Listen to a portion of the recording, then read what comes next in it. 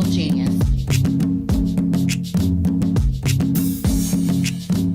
All right, everybody. Well, turn the volume up. Get ready. It's time for the Cave Sports. I'm your host, Anastasia, and I'm joined each week to talk football and social topics with the greatest co-host, well, in the island of Hawaii. I'm not changing that. But it is the evil genius, Mr. Pepper himself. Welcome. Welcome back. What? Thank you. I'm glad to be here. I'm the greatest host on the whole entire Western Hemisphere. But you know, I'll take the island for now. It's okay. You'll come around. You're better than Jason Whitlock, that's for sure. I am the best Jason. No, better than Jason Whitlock. If they gave me Whitlock, I'd throw him back in the sea. I'm like, just take him back. Oh my God. Yeah. I won't even get started on him though, but I feel like it's like my duty and privilege every single time his terrible show posts another video of him talking about black people as if he should be even considered black anymore. And I just feel like it's my duty to go on there and to comment, to troll. I can't help myself. I wonder what his Thanksgiving dinners are like. I don't know, but I believe it includes nobody black unless he's paid them to be there. I can see that. It's just very interesting. But yes, definitely. I know we took a little break. As you know, the genius and I do have jobs, priorities outside of our fun hobby of podcasting. But we are back just to give you guys an all new episode going into this football weekend, which sometimes it's kind of nice if to skip every other week because then it's like you have a couple of things to talk about. Almost makes it a little bit more interesting. So you're kind of seeing some more development. But do make sure to follow us for updates on Facebook and Instagram at the Cave Sports on Facebook and then Cave Sports Podcast on Instagram. And then we are on YouTube now, so you can find us at Cave Sports TV. Go ahead and subscribe. Click the bell next to the subscribe button so you are alerted when we have new videos drop. Or if you're just a podcast expert, feel free to download our podcast on either iTunes or Spotify. Yeah, YouTube. We're everywhere twice. It's so easy to find us. If you can't find us, you have issues. Right. But and I'm a YouTube fan. I'm like obsessed with it. I'm obsessed with YouTube. YouTube can almost replace cable for me at this point. Even for like my news, I've switched to watching like Roland Martin's news show. That he does like a new episode every day, and it's really good. And it's cool to see what's happening in our world from a black perspective. And we usually only get like maybe one person on a panel, on national TV. So to have an entire panel of us, and he always has conservatives on there too, which I think is good because he kind of makes them call truth to power. And I mean, you can't dance around the issues. And I think he makes them more accountable for who they are too. And you actually see some solid conservatives actually get on there. So I love it. I think it's great. It's a great mix of people. That's what it's all about. Accountability. At least a little bit, right? You got to have those difficult conversations. Yeah. You got to have those difficult conversations with both sides of the argument in order to make some progress. Right. Well, we are currently this is week 11. Am I right? Sounds about right. This is 11. Yes. This is week 11, which it's crazy how fast this is happening. This is the last week before Thanksgiving football day, which is one of my favorite days, is literally to sit around watching football all day. I only get up early for that purpose and to like pretend I'm helping my mom. But I always pick to make the foods that don't take that long to make, like candied yams, deviled eggs, like those real quick ones. Anything that's taking hours, I'll leave that to my mother. Yeah. What about you? What's your Thanksgiving in Hawaii, tradition? I normally grab my daughter, go do a little volunteer something, give some turkeys, give some food at the bank. Then we hang out, we grab lunch, and we go watch whatever the latest Thanksgiving holiday kid movie comes out. So that's our normal tradition. Before. I think I've seen you post videos and like full photos and stuff of you guys doing that. So you don't do like the really big, huge meal over there. I don't. I haven't done that in years. Mm-hmm. What my family will do is we'll get together the week before Thanksgiving Right, and that's do true. our You guys big do that. yeah yeah do our big holiday get together and meal and all that kind of stuff and hang out and then so that way Thanksgiving no one's trying to travel and everybody can go on about their lives and do their thing. That's smarter So and cheaper. And his niece does make some of the best mac and cheese of all time, mainly because she puts like 18 you know, pounds of cheese in there, which I don't think that's hey, necessarily the healthiest, but it's delicious. arteries. We're not concerned about them on those days. Yeah.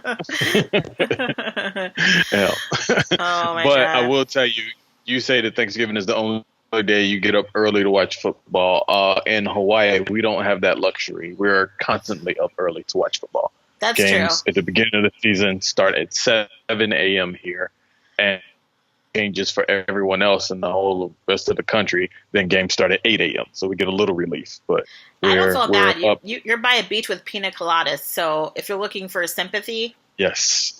it's not going to come from No, me. not at all. Not at all.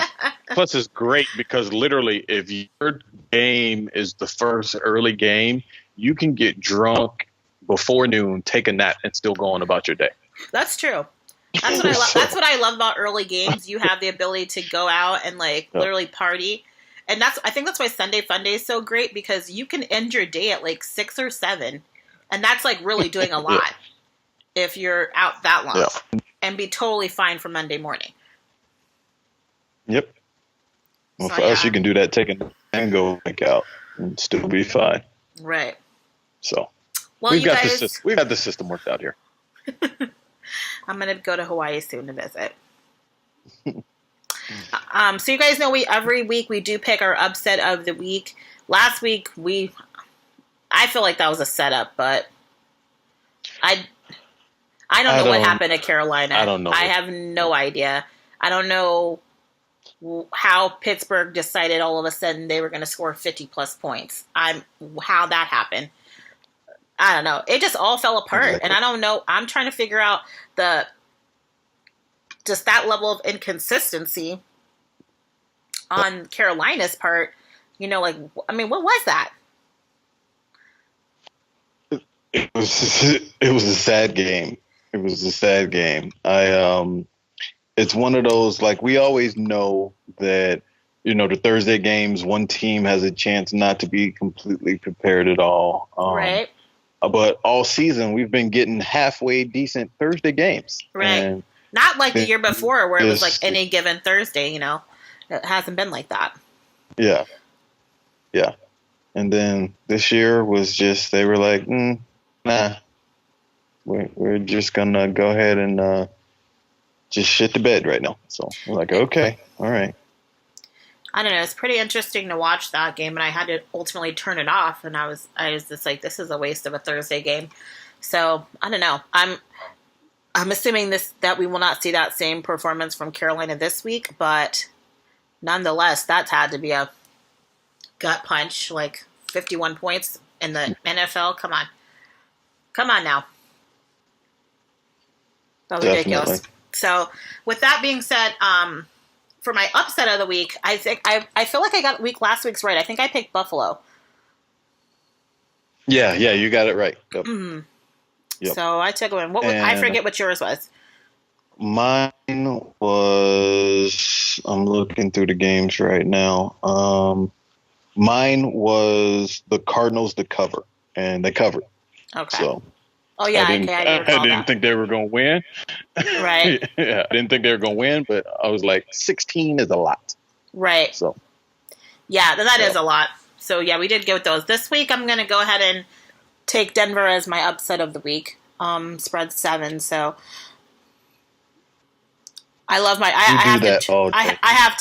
have to try to support my boys, and hopefully, you know what, Case Keenum is like. He's so much like Eli, and you know how like Eli will have those random like miraculous games where you remember why he won the Super Bowl.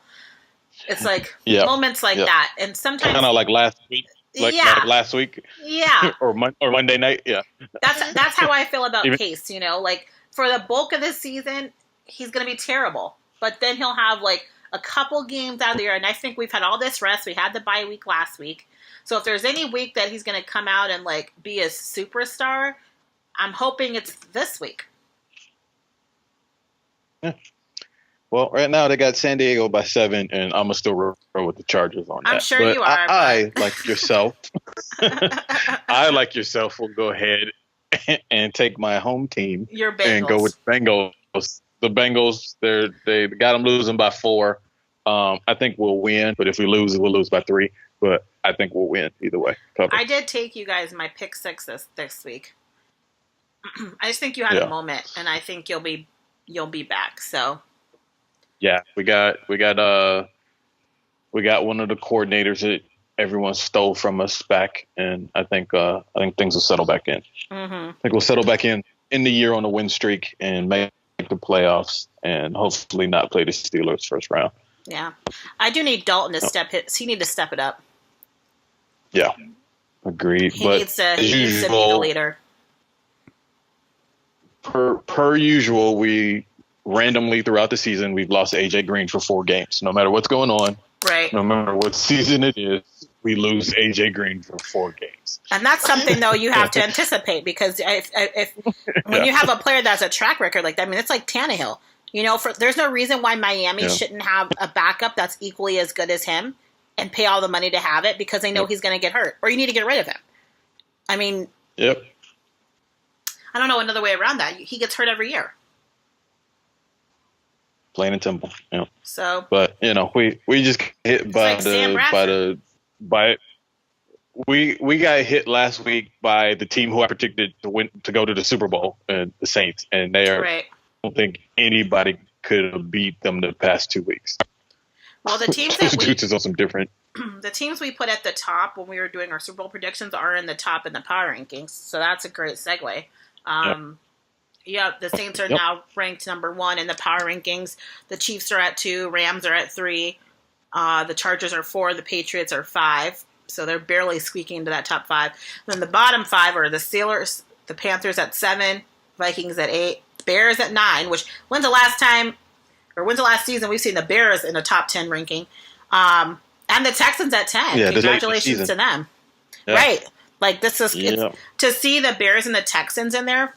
The top 8, I'm not surprised about. Those bottom 2, to see them where they're at, sitting at 6 and 3. They have the same record right now as the Panthers. They have a better record. I mean, in my opinion, you still technically have a better record than the Steelers, because a tie is a loss, as far as I'm concerned. Yeah, true story.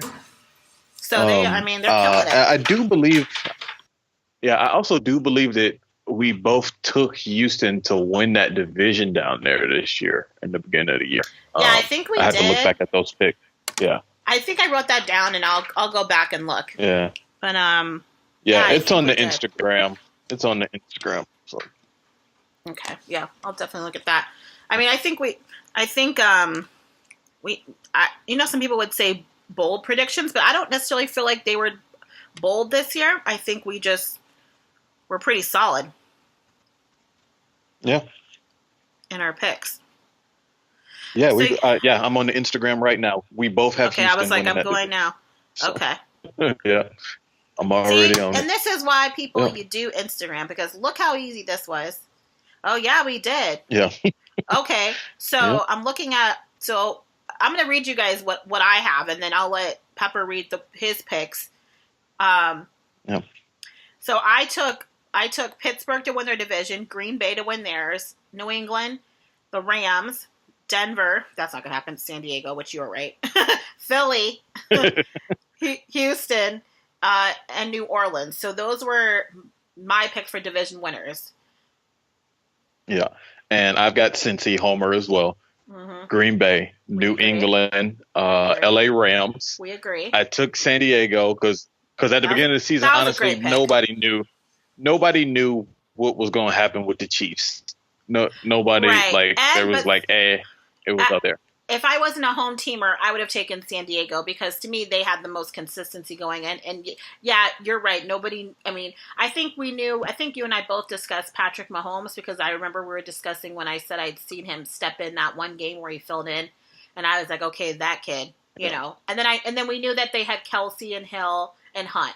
So we knew that they had those three offensive weapons beyond their quarterback. So I think we had a slight clue. I didn't think we would see them on this level, but the Chargers, I mean, they're right there. They're sitting at 2-4, you know, in the power rankings. So, all right. We'll see what happens. And so then I took the Giants, who, hey, if Odell Beckham is right and they just run off 8 in a row, they still got a chance. Because nobody seems to want to take control of that division. Oh, God. The Cowboys are like every other week. Right. And then we both have Houston. Yeah, then we both have Houston and New Orleans. Yeah. So we're pretty consistent on our picks. I mean, the only differences we had is we both picked our home teams, which threw it off a little bit. And then we disagreed on Giants and Philly. But other than that, and then I took Denver, of course, versus the Rams in the Super Bowl. And then you took New Orleans. So the top two teams, right? Well, the top two of the top 3 teams right now, we picked to go to the Super Bowl. So there you go. We're not that bad. All right. Go ahead, then. No. Go ahead, cavers. I'm cave dwellers. I'm still beating you in the straight ups, though. Well, still you know, you in those, but hey. That happens. I got to give you something in life. I'm so pretty. I mean, I got to give you something to be happy about. True, because I am grimy. Oh my God. Well, anyway, do you have a problem? Do you have a problem with these rankings of the way they're sitting right now? No, I don't. I feel okay with them. I don't think anything really stands out in particular, and I don't think they don't have anybody that's got like a substantially larger record that's sitting ahead of somebody else. The only problem I have is maybe the Steelers at 6, but after they beat the Panthers, well, there you go. So, yeah. The only thing the Vikings Bears though, I'm still not fully sold on your Bears, and I could see them being at 10 instead of 9. And I could also actually, after that really huge win, see Tennessee at 10 over the Bears. They mollywhopped the Patriots. So yeah, I feel like the Titans are a fluke, so I would never put them up that high. And I would actually probably put the Bears before the Vikings. As I was just about to say, I still don't trust Tennessee, but you know, hey, yeah, and you know what else too with Kirk Cousins, I mean, I don't know. I thought he was supposed to be the Messiah, and I'm just not saying the Messiah-ness, but maybe that's me. Yeah. You know, I think they had like this like really big pipe dream about what they thought he was going to do. And I'm not saying that getting rid of Case Keenum was bad because we see the result of that, or Sam Bradford because we see the result of that. But Teddy Bridgewater, I don't know. You know, I don't know if Kirk Cousins is making such a substantial difference or doing something so much more miraculous that Teddy Bridgewater couldn't do. Actually, I'd love to have Teddy Bridgewater in Denver right now because I know he could escape a pass rush. But hey, what do I know? There's about four teams that are upset that Teddy Bridgewater is sitting behind Brees right now. I mean, it's very frustrating. It's very frustrating. I'm just like, I'm sorry, can we get him, please? And I think that makes me more mad. Like, I love John Elway, but I'm like, Elway, now come the hell on. They aren't, and honestly, too, they've already worked together, you know, Case Keenum and Teddy Bridgewater. So, I mean, you would think that, hey, I'm basically just transferring this duo to here. Yep. So that you think that would make sense to do something like that. And then once you saw Case Keenum struggling, I'm like, shit, come on. He's slow. The man's slow. Bring a black dude in. Like, we all know you need a black dude. Your offensive line is not good. If your offensive line is whack, you need a black guy that knows how to move. Or get you Travis Kelce. That's the closest you're going to get to a black dude. Yep. Other than that, what are you going to do? If you don't get Kaepernick, I mean, come on. Hey, but you got to hand it to the Saints, though. They were smart to just have, we're going to have some old man insurance. Oh, brilliant. It was brilliant. It was like, what? But Drew Brees is playing phenomenal football. So, I mean, he is playing like he is 31 years old again or something. I mean, he is killing it. I'm really happy for him, you know, to see him at that level at this age is phenomenal. So, good job. Well, our topic this week is I wanted to bring up how Le'Veon Bell decided not to sign that contract. So he decided to forego that tag and forego 14.5 milli and is going to go ahead and sit out the rest of the year. And I mean, I wish I had the luxury. But do you think this is the right move? Or, I mean, is this a career suicide? I mean, a running back only has so many years. Can you afford to sit out a year voluntarily? I don't know. I think it's brilliant. Okay. Why? Please defend it. Defend it. Because I've heard all sides, you know. I've heard all different explanations. Here's what would have happened had Le'Veon had signed his tender and come into training camp. By week 6, he would have been injured. And then the Steelers would have used that as a reason to justify not giving him a big contract. Mm-hmm. And he would have had to go somewhere in free agency and reprove himself and play on another short-term $5 million deal to then try and get another big contract. But then at that point, he's 30 and nobody's giving him a big contract. So I'm cool with him being smart with his money, keeping it, chilling, rocking it out, and calling the Steelers bluff, because for long-term body-wise, he's good. And the resurgence of guys like Adrian Peterson and even Frank Gore is still putting up yards down in the deal. Teams are like, hey, well, somebody's going to pay him more than $14 million to play next season. Now, do you think so? I don't know. There's so many phenomenal rookies that came out. Whoever the guy is that Pittsburgh has now is doing absolutely fine. They're in the top 10 rankings. I mean, I'm not saying Le'Veon Bell isn't a game changer, but I'm saying what team right now, what do you think has the money to pay him that he would create such a game changing opportunity for? When you have all-time scoring happening right now in the air. I'm genuinely curious because I'm no expert, but I mean, I'm looking at, there's a lot of rookies out here that are like breaking records. Like,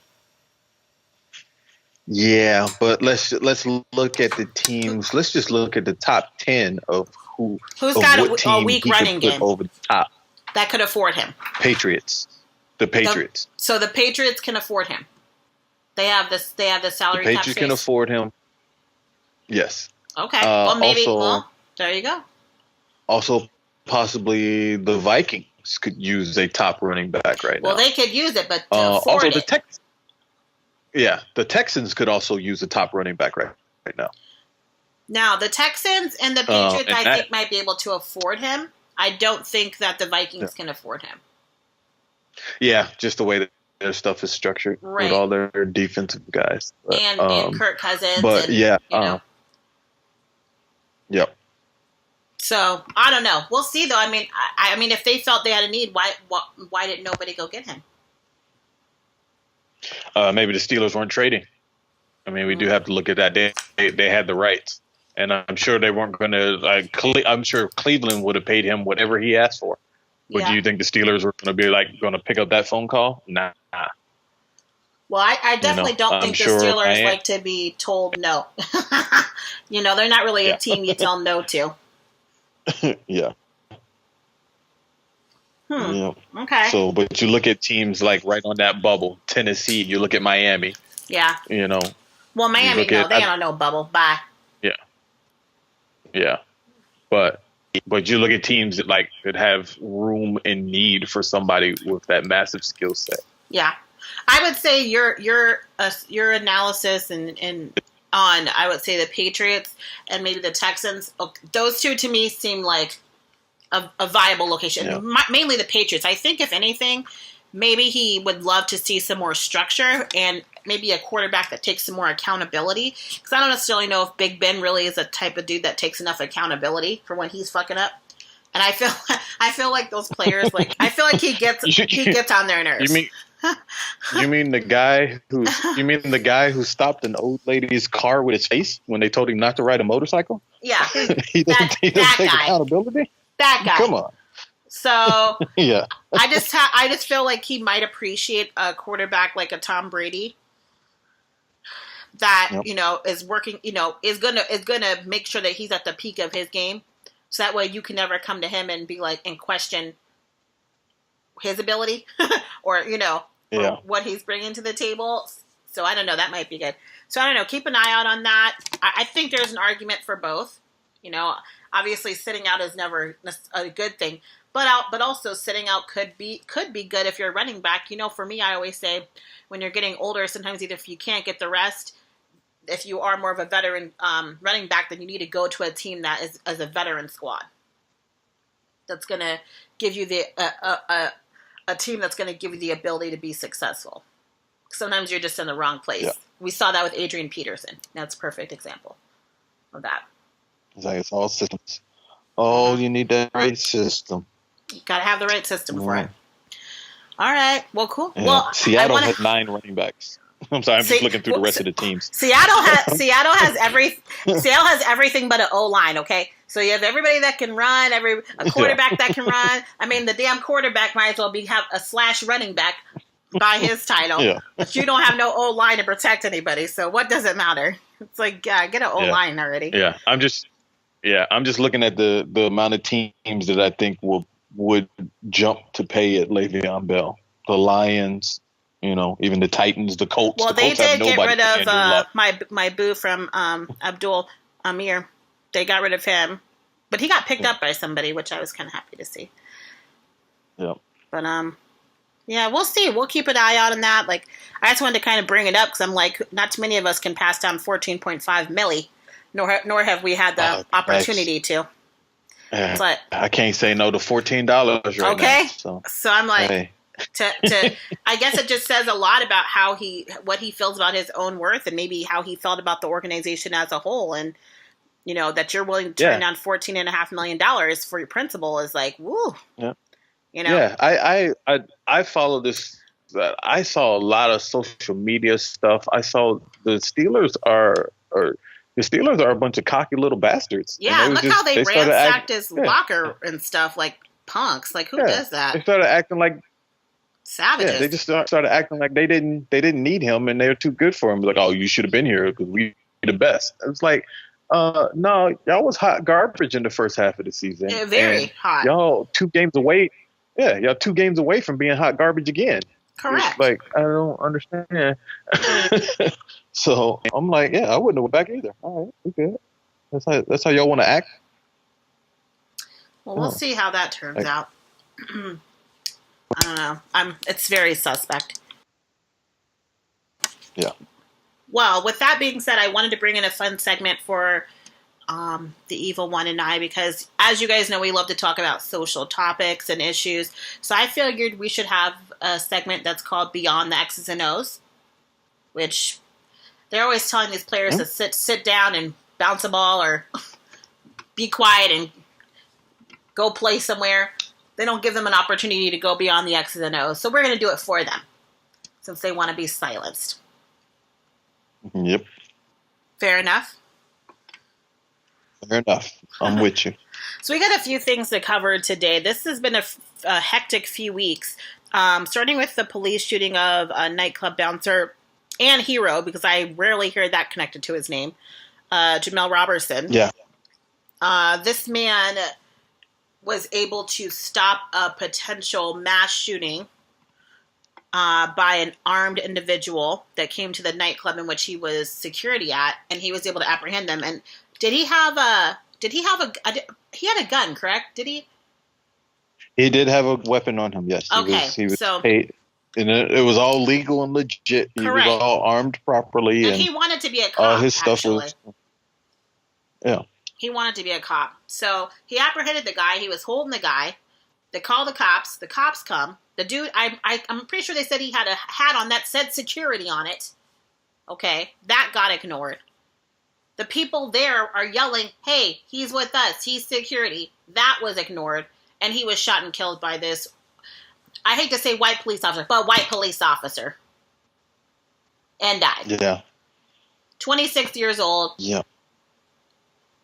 I mean, it doesn't matter. It doesn't matter if you're the hero or the villain. I mean, it doesn't matter who you are. If you're black, you did. And this is right after, not even a whole week after a guy goes into a nightclub and kills 12 people and shoots up the club. Mm-hmm. And like a couple days after. My biggest issue is the gun enthusiast and the people who write the laws always say, "Oh no," even the president. "Oh no, what we need are good guys with guns." Correct. To stop these problems. Yes. And he stopped it. You have a good guy with a gun stopping the problem, and because he's black, he's dead. Right. And I have seen no president acknowledgement of that. Obviously, you see nobody saying anything about it, and I'm just tired of it. Like I'm terrified because one of my best friends, her fiance, he lost his life being a bouncer, and he was stabbed to death by a drunk Marine, white guy, outside the club, and he died. He's trying to do a job, being a bouncer. And I think people think about how dangerous even those jobs are. Like, you see people standing around outside the club, you're like, oh, he's a bouncer. No, you could die. You could die being a bouncer. Yeah. I did it first.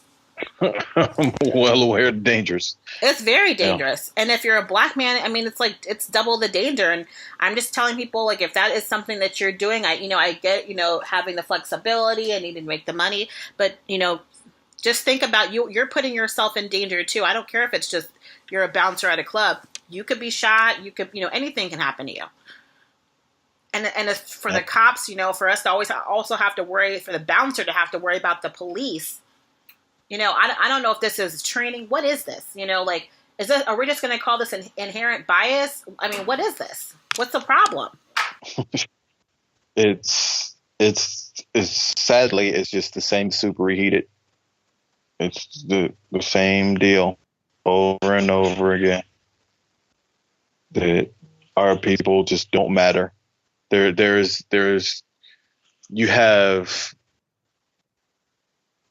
60 years, and I'm just going to use that number because of from the civil rights movement. Mm-hmm. So you have 60 years of law enforcement being trained to look at the people as lesser people. Right. So, and you only have, not saying all of them do it, not at all, but you only have the past 5 years that people are being brought to awareness of trying to change this. So if you have that head start of a system being geared towards treating people of color a certain way as less than human, it's going to take more than the past 3 years of camera phones coming out and injustices happening to thwart that system.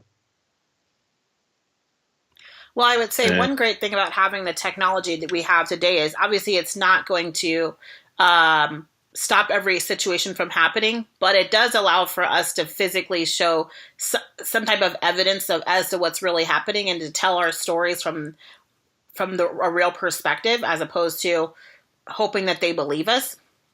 So, I mean, that's definitely one thing. I mean, we've seen a lot of, I told you I watched the Roland Martin show, and like every segment now he's been having a thing where he's like, okay, well, another crazy white lady has done something. And I mean, the stories never end. And I'm waiting for him to have an episode where he doesn't have one that he can bring up, but the episode never comes. Like he always has one because they keep acting ridiculous. And he says, you know what? He was like, they are going to single-handedly end black unemployment because every time they act out like this, they get fired and in turn open up a job position.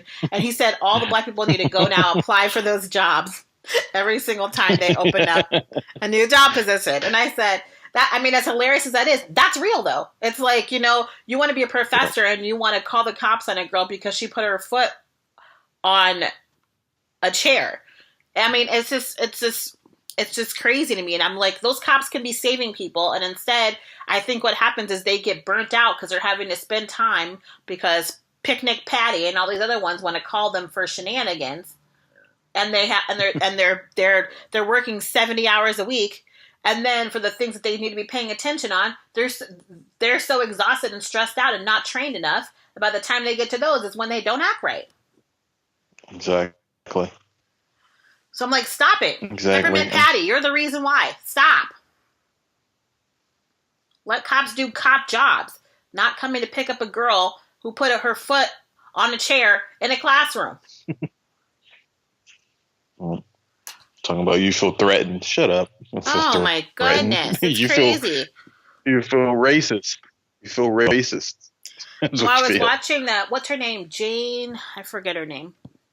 She was on Jada Pinkett Smith's show where they do like the Red Table Talk show, and then she's the lady that does all those different tests with groups and like pits the blue-eyed people against the brown-eyed people. Yeah, gotcha. I know you're talking about the old. Yes, Miss Jane. Yeah. Yeah. So I was watching another one of hers, and it was so crazy to see how these people cannot wrap their heads around it at first, and then you see them go through that whole process, and at the end they're just like, oh my God, like I only have this for a day. You know, like what would it feel like to deal with this every day to wake up and have to deal with that? No. It's crazy. If you guys haven't seen her, look it up online. It's like a brown-eyed versus blue-eyed are you racist test. If you go on YouTube, you will find them. She's done multiple. It's like, it is extremely eye-opening to just kind of see the people and how humans process being put as a minority. It's interesting to see that. Yep. So yeah, I had to bring up the bouncer story because my next one in Beyond the X's and O's was the Catch-22. And for this one, this was a tough situation because you're sensitive to the situation because nobody should have to bury their 18-year-old niece or child. And on the other hand, it's interesting how when you circle back around, what your own personal choices or things that you've said, you know, directly impact stuff like this.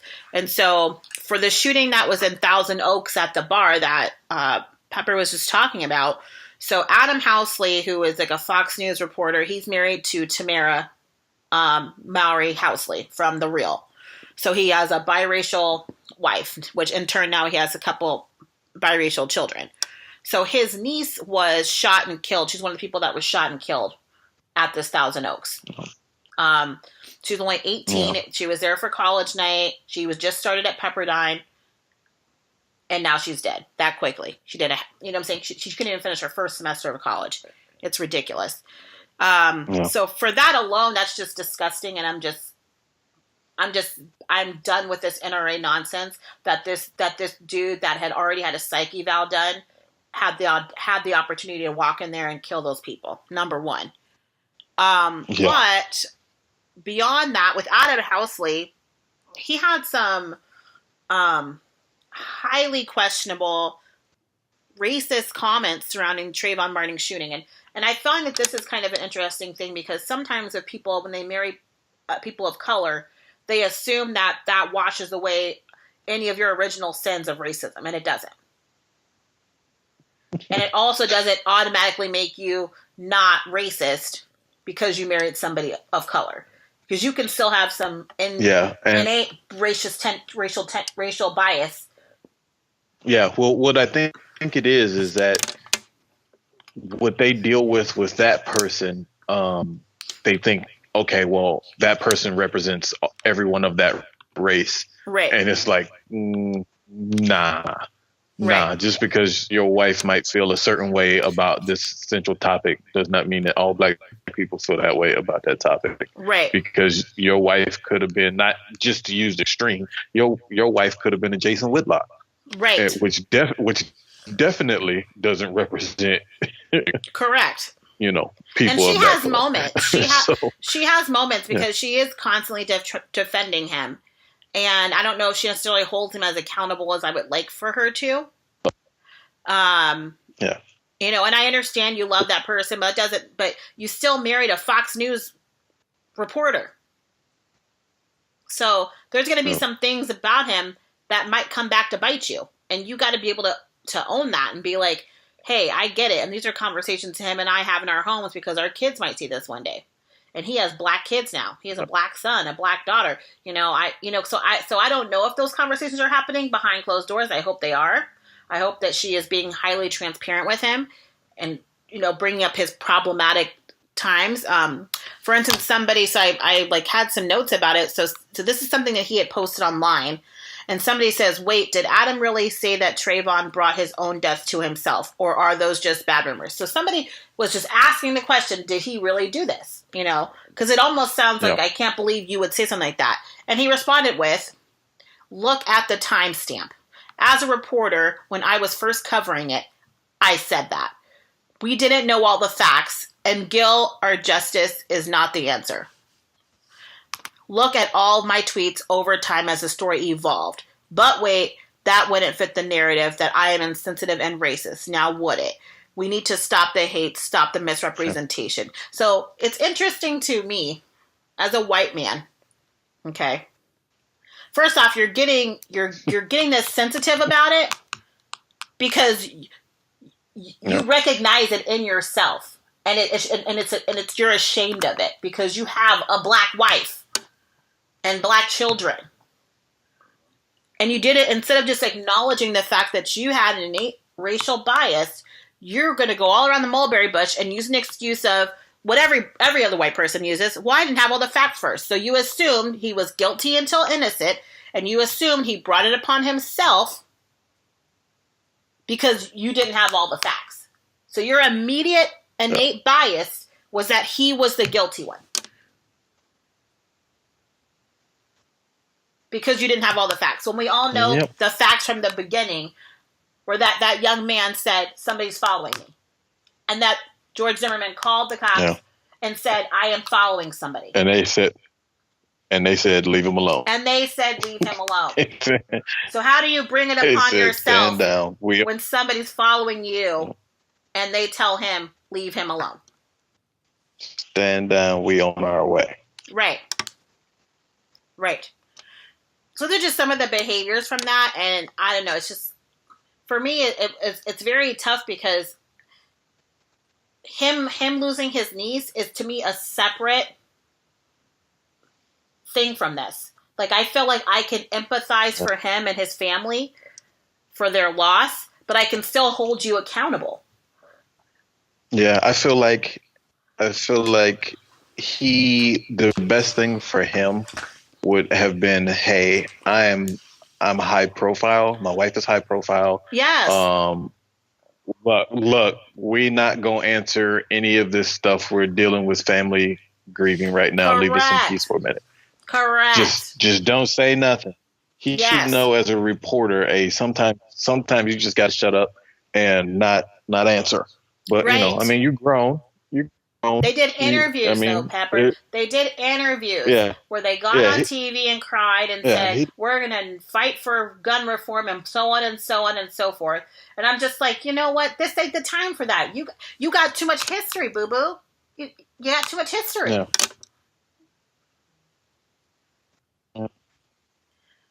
Yeah, it's so sad. It's sad. I hadn't followed his niece's story as closely. And I just, one of the most heartbreaking things that I've seen in a long time was just that mom screaming at them. Mm-hmm. Like, I don't want your thoughts and prayers. Yep. I don't want none of that. I want gun control. As a parent, as a father, I was just like, oh. Mm-hmm. And the dad that they interviewed him that night before, and he said, I did the tracking on my kid's phone. It's still in there and nobody's answering it. And then they interviewed him outside the hospital when he found out it was his son that had passed away. and that he went in trying to help protect some of his friends, and that's ultimately why he probably ended up dying. And this man is bawling on TV because he lost his oldest son to this senseless violence. So I feel them when they're saying, I mean, thoughts and prayers are not going to stop these individuals. I don't know why we don't want to acknowledge the fact that white men in America are the biggest terrorist threat to our country. Yeah. Period. It is what it is. It doesn't mean that every white man is terrible, but if we keep ignoring the fact that there is a problem in that demographic and we're not acknowledging it and we're not looking deeper beyond, I mean, because gun control is one thing, but there's a problem with that demographic. There's a superiority. There's a lot of different things that's not adding up.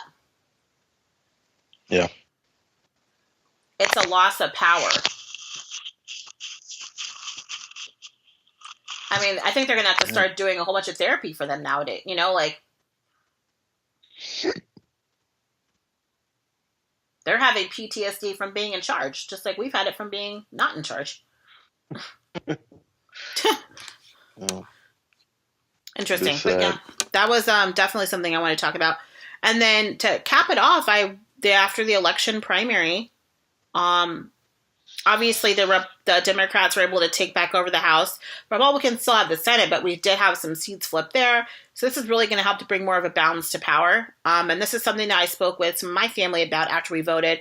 And we were like, you know, what's our responsibility as a Black community to hold these elected officials that we've now put into power to their word and hold them accountable for what they do. And I know for us here, a lot of us voted for Kirsten Sinema to win. And now that she's won, I don't see any Black agenda from her. I've never seen one from her. I want to know she's going to have Black people of color on her staff. So as soon as she does her first town hall meeting, we will all be there to ask these questions. How are you going to directly help and impact the Black community, you know? And the Latino community is separate, but for me, I need to ask about us first. You know, are you going to have any Black people of color on your staff?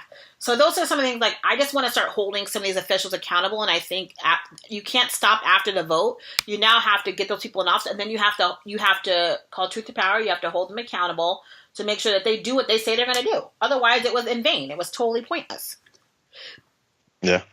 That's with any elected official. It's like y'all say all this stuff, and you know who'd you make promises to, and which promises are paying the most to make sure that things get done. What's happening with all that? So. Right.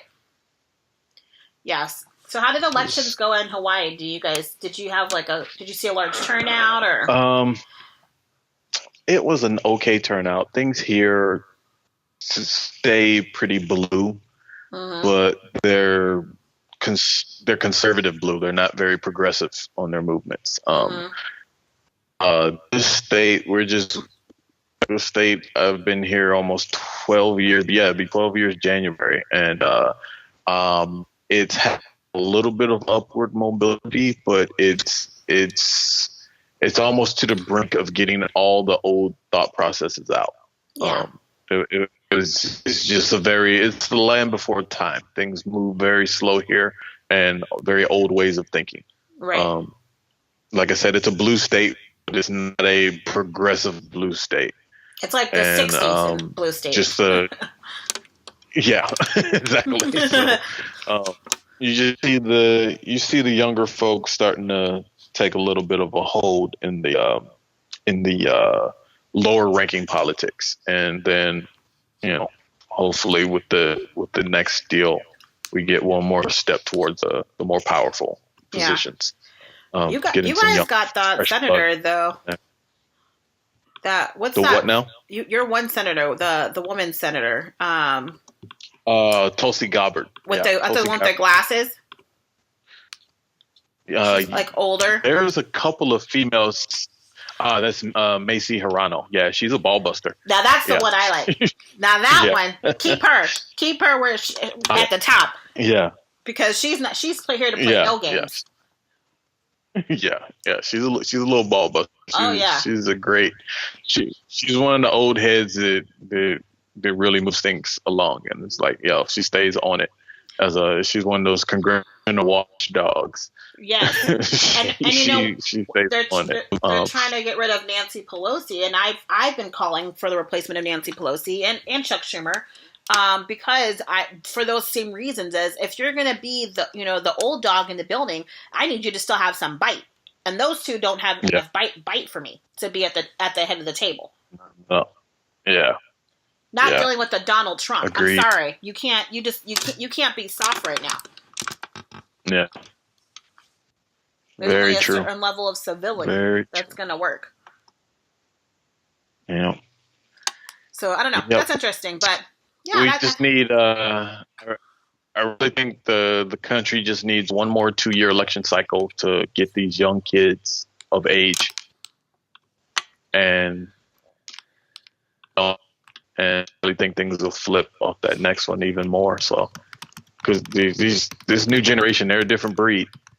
They don't even I talk like we're just ancient. We're not, but like even people that are 10 years and 15 years younger than me, they don't understand these old processes of how come the person with the most money has all right. All right.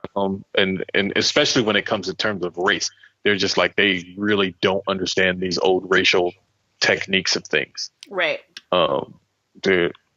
They're completely ambiguous. It's just like, what? Just because he's a different color, that doesn't make any, like, you really don't see color. Right. Like these high schoolers coming up do not see color. And it's awesome. That's awesome. But at the same time, they're still naive to the old ways and what's still in power and what's running the planet and that kind of deal. And then you have a lot of them that are naive to just being tricked in certain things. Mm-hmm. Like I run into young military guys all the time. They're just like, yeah, Obama was the worst president. Yeah, really? Because you heard that somewhere? How? Right, and that's it. They've heard their older officers telling them these shenanigans. I see a lot of it in the military. The military can be very interesting. Yeah, like they'll have. They were upset about the government shutdowns, but no one ever explained to them why the governments were shut down and they weren't getting their proper pay. Right. It all just went back to Obama.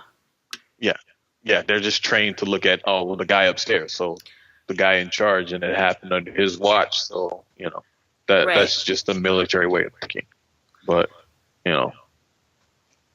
that's interesting. Well, yeah, I definitely want people to, continue to be aware. Like, watch the news. Like, I watch a lot of sports, but watch the damn news, or like read a book or something. Like, read a newspaper. Honestly, if you're not like a news, like, turn on a podcast, and get some factual information. I know for anybody, like, especially if you're somebody of color, or even if you're not somebody of color, you just want to get some factual information. Roland Martin's show is very factual. It is a very fact-based news program on YouTube, and if you feel like the mainstream media is just not too much for you, that might be the way to go. At least you're getting some factual information, and from a different perspective, not from someone that's trying to sell ads to commercials. So I think that's a huge deal. Yeah. I think that's why I love his show, because I'm just like, this dude's just trying to spread some knowledge, and I'm okay with that. So yeah, definitely look into that. All right. Well, coming to the end of your show, obviously we're going to do some funny things and empowering things, and I do have a cave conquering moment this week. You get empowering with it, because my what the F's are silly. So go for it. Get empowered.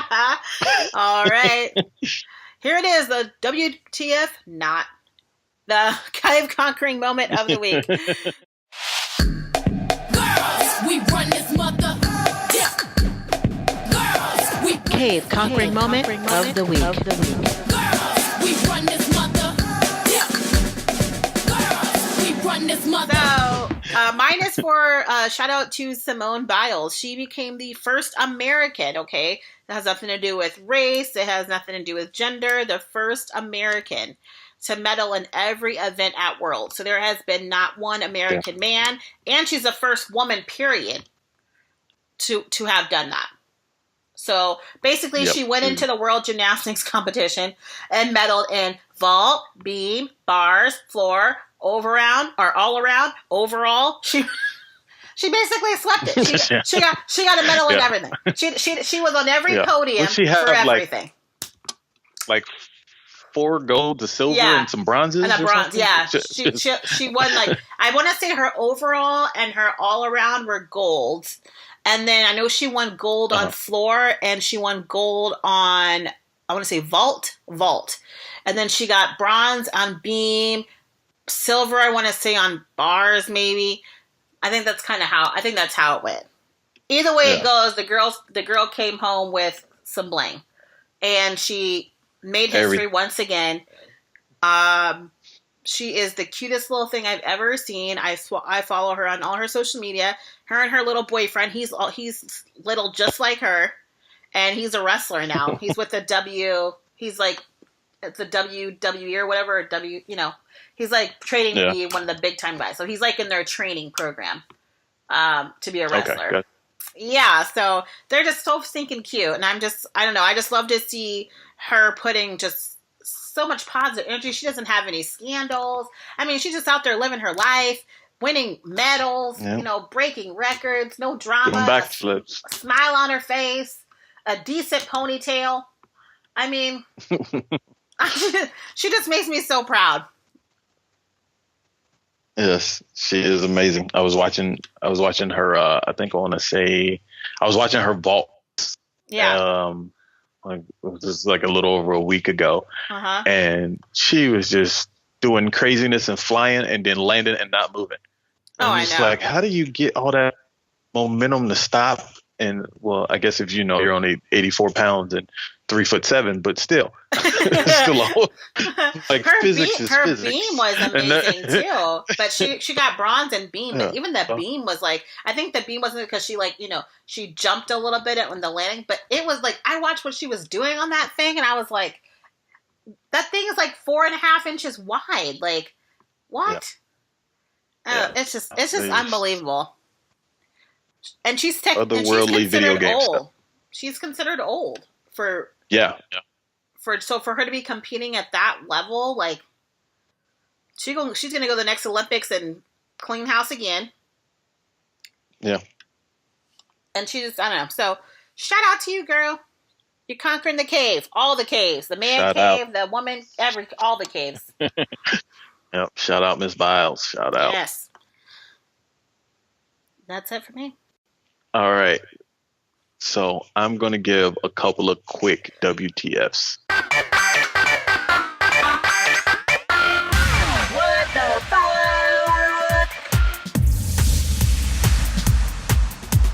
The first one is in the world of basketball. I'm a basketball fan. I know you're not a big fan, but there's just some ridiculous things going on in the world of the NBA right now. Mainly the biggest one right now is I don't even know who to give the I don't know who to give the WTF to. Go ahead. What's your guess? Okay. So, because even though I don't really like it, I kind of watched a little bit. So, is this anything to do with Draymond Green and Kevin Durant? No. Is that on your list? No. It's not on my list. How? Because that's a WTF moment. Because as much as I like a lot of the Warriors players, I do not like them as a team. It is a WTF. Okay. It's not that surprising though. If you follow it close, if you follow the NBA closely, you get suspended because your teammate is a bitch. Like, excuse my French, but because we have to soften the blow. Well, here's the problem though. Soft ass, like, well, geez. No. But see, here's the problem though. Is that Green is a fake thug. So and he was wrong. So for those that don't know what we're talking about, like Green at the end of the game just kept the ball and tried to do some Green shit, and he was like, "Man, you needed to hand up that ball." Like, like everybody in the arena knew you needed to pass that ball. The coach did, whoever did, everybody knew you needed to pass the ball. He didn't pass the ball, and they ended up losing the game. And then they had words with back and forth with KD, and apparently Green was just like, "That you a bitch, you don't even want to be here." And Kevin was like, "Yeah, that's why I'm not going to be here next year." Yeah. And I don't know. I don't know what's going on with them behind the scenes. I mean, it could be a lot worse, and it could have been we don't really know that. But to bring it on the court and cost your team a win, now that is true. That is when you cross the line. Yeah, that's why. But that's why he got this. But I don't know. Something about the organization is a little suspect too, though. It always has been. The way they got rid of Mark Jackson and handed it over to Steve Kerr and then won the championship. It was all roof. Yeah. But my WTF goes to a little bit more on the old school feel. Okay. Like it goes to two people. It goes to the Houston Rockets and it goes to Anthony. I know, man, boy. They both equally get a WTF. One, the Houston Rockets know that they had no business picking up Carmelo in the offseason. They both took the L. He already had a falling out with the coach. Right. And he's too old to play defense. So he doesn't help y'all either way. I don't know what the whole aspect was of why they brought him in. And then Melo, like, did you not see the Allen Iverson story of, hey man, once you get to a certain age, you can't be the man anymore. You're not the star no more. You gotta sit down somewhere. Otherwise you're gonna be in China. You know, like I know Melo doesn't have the financial problems that AI did, but they still got the same head as far as you was the man. Okay, you're not the man no more. Now it's time to go be a role player and win some rings and do something else. If you want to still be the man, you got to go to Europe or China. And like now we don't even know who. Yeah, exactly. Like we don't even know where he go. But he's like Stephon Marbury wasn't. He was borderline Hall of Famer. But I'm saying he went over there and became the man. That's all I'm saying. He went over to China and like he's it over there. Yeah, but with AI and with Melo, these are full-blown first ballot Hall of Famers, and they just can't get out of their own head to go win a championship and not be the man. Yeah, it's hard for egos though for people, For some of these superstars, it's hard for them. It's hard for them to turn the ego down. I mean, it's just. Especially if you don't have a championship, I think that might be harder. I think maybe if you don't have a ring that you're able to win on your own, even though you're supposed to be this first ballot Hall of Famer, but you still ain't got no championship. Kind of like Charles Barkley, Yeah. No. I mean, like you have a permanent chip on your shoulder. But it's been proven since the NBA first started. You can't win a ring by yourself. No, but everyone thinks that Michael Jordan won 6 titles by himself. No, he didn't. He had the number 2 almost all-around player in the league ever as Pippen right next to him. He had several All-Stars. Right. He had the number 1 European player, and he also had another Hall of Famer, first ballot, Dennis Rodman. Yes, and he also had Phil Jackson. Yes, exactly. We haven't even talking about the coach yet. And he had Phil. Yeah. So everybody acts like Jordan did it by himself. It was like they lost their minds. So I feel I almost feel bad for Melo, but at the same time, it's like you said, if you can't humble yourself, that's the type of shit that happens, and it's sad. Yeah. And I loved him at Syracuse. I remember he won their championship my freshman year of college, and I was always a huge Syracuse fan. Yeah. And he came to Denver, obviously, and we loved him there. And he just to me, Denver could have been something. You know, he just did it. He just couldn't sit still. Yeah, you know, he couldn't do it.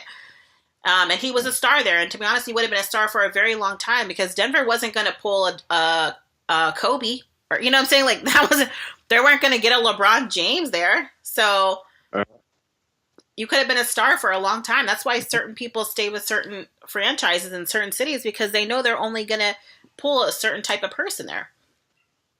This isn't the NFL where you're like, you know, damn near slave trade when it comes to moving around. Like the NBA, you actually got some options. Yeah, it's sad.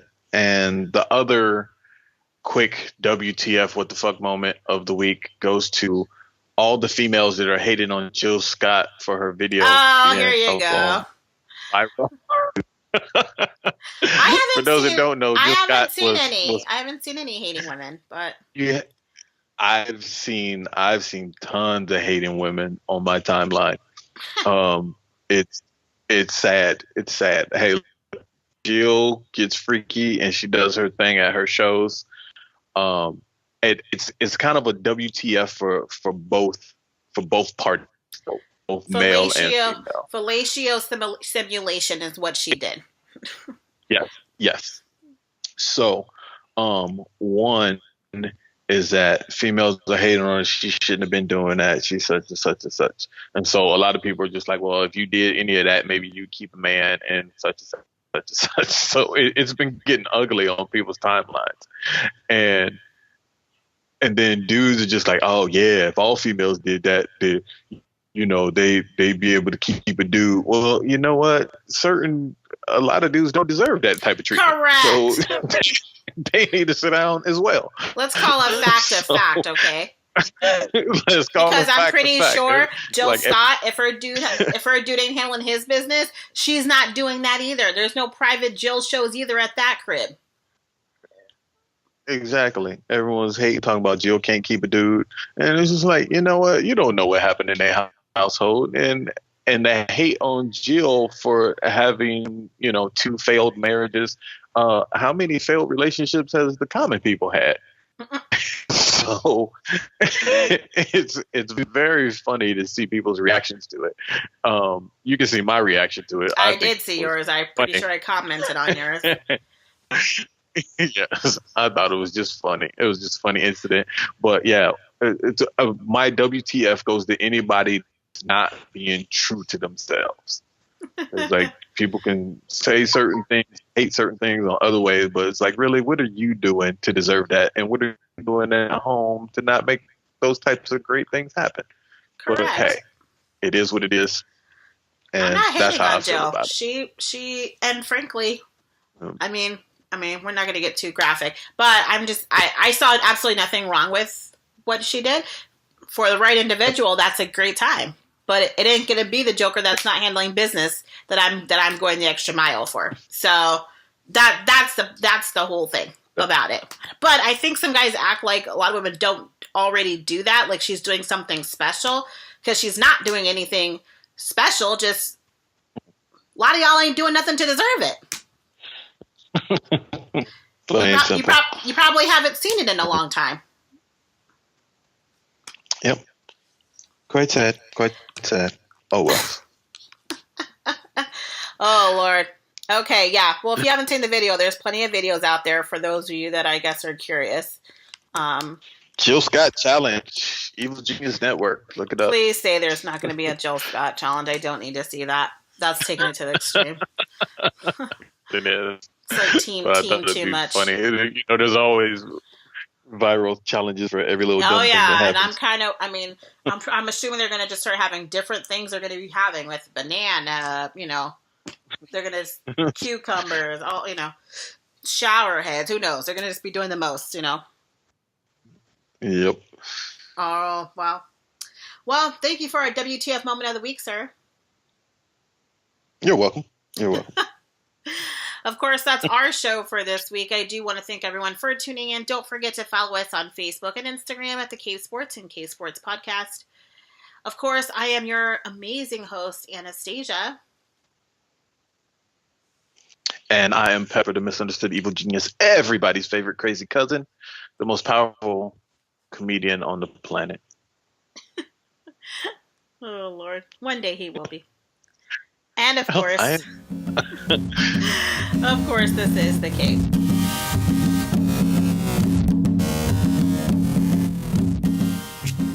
You have entered the cave with Anastasia and the misunderstood evil genius.